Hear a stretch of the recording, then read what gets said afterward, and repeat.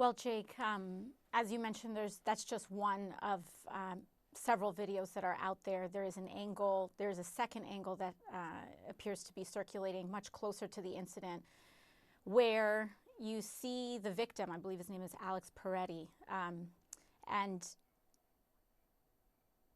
Alex Peretti, thank you, Alex Peretti, and immediately preceding that incident, an ICE officer had pushed violently a woman to the ground, and he had come over to help get her up, and that is what precipitated this incident that very quickly led to an execution, a deadly shooting in the street. What we are seeing here is a momentous, pivotal moment for the United States, and I cannot underscore enough how precipitous this moment is.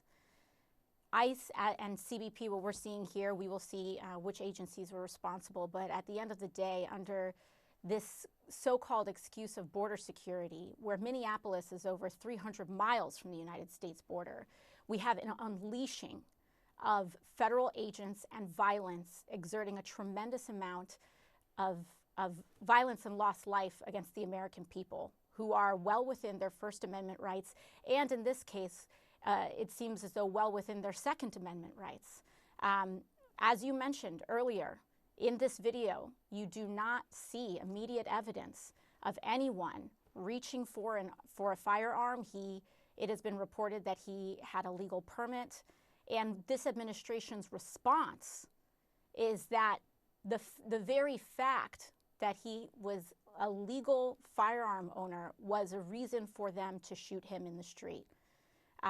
You see directly from DHS's own accounts, they themselves do not claim anything in their accounts or their evidence about these actions, about any precipitating action, just the fact that he was armed.